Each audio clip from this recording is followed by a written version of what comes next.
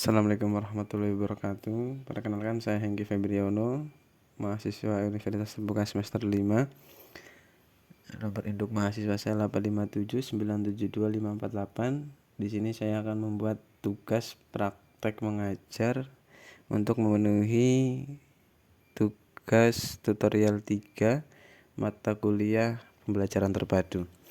Langsung saja, di sini saya akan membawakan materi mengenai tentang tumbuhan sumber kehidupan.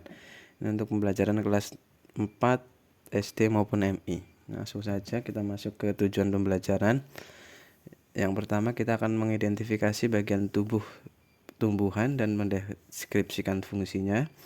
Yang kedua, kita akan mendeskripsikan proses fotosintesis dan mengaitkan pentingnya proses tersebut bagi makhluk hidup. Yang ketiga, kita mengidentifikasi perkembangbiakan tumbuhan dan membuat laporannya. Mungkin di pembelajaran kali ini kita hanya fokus ke tujuan pembelajaran yang pertama, yaitu mengidentifikasi bagian tubuh tumbuhan dan mendeskripsikan fungsinya. Nah, langsung aja di sini bisa lihat di layar yang saya tampilkan. Kita akan mempelajari tumbuhan sumber kehidupan. Yang pertama kita pahami yaitu di sebelah kiri ada bagian tubuh tumbuhan. Yang pertama terdiri dari akar, itu bagian yang paling bawah, batangnya yang berada di tengah-tengah, kemudian ada daunnya. Kemudian juga terdapat nanti yang kedua itu fotosintesis, ada prosesnya, manfaatnya dan sebagainya. Yang ketiga ada perkembangbiakan tumbuhan, itu dibagi menjadi dua, yaitu perkembangbiakan secara generatif dan vegetatif. Kita masuk ke pembahasan pertama, yaitu mengenai bagian-bagian tumbuhan. Kita lihat di sebelah kanan itu ada gambar yang saya sajikan berupa gambar pohon tomat, itu bisa kita lihat. Di situ terdapat 3 unsur, yaitu yang pertama daun. Nah, daun itu berfungsi sebagai tempat fotosintesis dan organ pernafasan. Yang kedua itu ada batang. Batang berfungsi sebagai penyokong dan pengangkut air dan zat hara dari akar ke daun, serta mengedarkan makanan dari daun ke seluruh bagian tumbuhan. Nah, ini termasuk fungsi dari batang tersebut. Kemudian akar. Nah, ini akar biasanya berada di bawah tanah, yang paling bawah, berfungsi sebagai penegak tubuh tumbuhan serta pengisap air dan zat hara dari dalam tanah. Nah, ini kita fokus ke akar. Bisa dilihat di situ ada 2 jenis akar. Yang di sebelah kiri itu ada akar tunggang, yang sebelah kanan itu akar serabut. Akar serabut berarti lebih banyak dan lebih kecil. Kalau akar tunggang itu satu tapi besar dia. Nah, akar adalah bagian tumbuhan yang biasanya tumbuh di dalam tanah. Dan berdasarkan bentuknya tadi ada 2. Terus ada dilihat di gambar bawah pojok kiri ini ada rambut akar untuk memperluas daerah penyerapan air dan zat hara. Yang kedua itu batang. Nah, ini ada juga 2 jenis juga. Yang itu pertama batang berkayu. Ciri-cirinya batangnya keras, berwarna coklat dan sulit dipatahkan. Yang kedua ada batang basah. Ciri-cirinya batangnya lunak, berwarna hijau dan mudah dipatahkan. Nah, itu bisa dilihat dari foto yang saya sajikan. Yang sebelah kiri itu ada keterangan batang berkayu, yang sebelah kanan batang basahnya. Yang ketiga ada daun. Nah, daun itu sebenarnya dibagi juga menjadi beberapa bagian. Ada helai daun, ada tulang daun, dan tangkai daun. Daun adalah bagian tumbuh tempat terjadinya fotosintesis. Nah, ini untuk fotosintesis nanti dijelaskan di materi selanjutnya. Kita hanya mengerti apa itu daun terlebih dahulu. Kemudian bentuk daun pada umumnya itu pipih dan melebar. Daun juga umumnya berwarna hijau.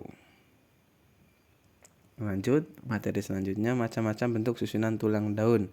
Nah, ini ada tulang daun yang bentuknya menyirip, tulang daun menjari, tulang daun melengkung, serta tulang daun sejajar. Nah, ini saya sajikan untuk contoh tulang daun menyirip. Yang pertama ada daun mangga, bisa disimak atau dilihat di layar yang saya tampilkan. Yang kedua ada daun jambu. Nah, contohnya itu adalah daun yang berbentuk menyirip atau memanjang. Yang kedua ada tulang daun menjari. Nah, menjari berarti seperti jari kita, berbentuk susunannya jari-jari. Contohnya ada daun pepaya, kemudian ada daun singkong. Kemudian ada tulang daun melengkung. Nah, ini ada tulang daun melengkung. Yang pertama daun eceng gondok, ini berarti di tanaman air. Yang kedua ada daun sirih. Yang ketiga ada tulang daun sejajar. Nah, ini daun sejajar itu contohnya daun padi.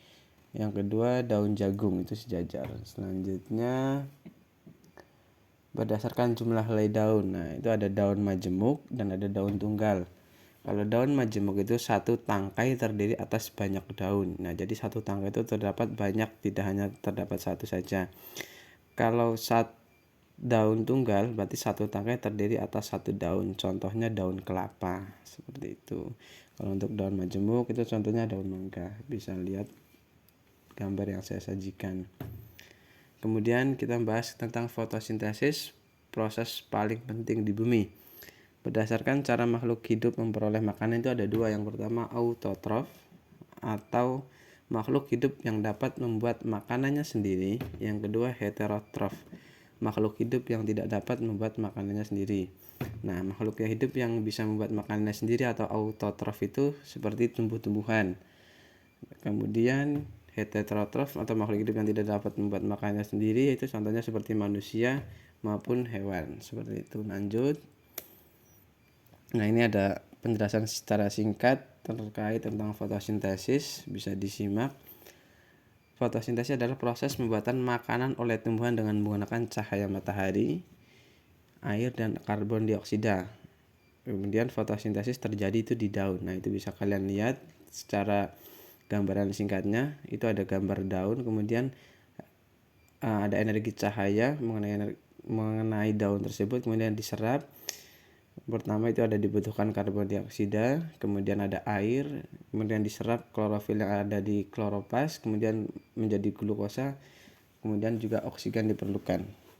Nah, tumbuhan mengubah energi cahaya menjadi energi kimia. Nah, ini ada gambaran singkatnya. Itu ada cahaya matahari diserap oleh kloroplas. Nah, itu di ujung daun atau bagian dalam daunnya. Kemudian ada air plus karbon dioksida, itu diperoleh dari udara dan gas karbon dioksida diserap melalui stomata dan lentisel. Kemudian ada glukosa, itu di bagian batangnya, itu disalurkan ke seluruh tubuh tumbuhan melalui pembuluh floem. Kemudian ada O2 atau oksigen, hasil fotosintesis dilepaskan ke udara. Nah, ini ada manfaat fotosintesis. Yang pertama, tumbuhan sebagai sumber makanan. Jelas, berarti kalau sumber makanan berarti tumbuhan tersebut setelah melakukan fotosintesis akan disimpan di berbagai bagian tumbuhan dan dalam bentuk zat tepung atau amelium, sehingga menghasilkan makanan yang bisa dikonsumsi oleh manusia maupun oleh hewan.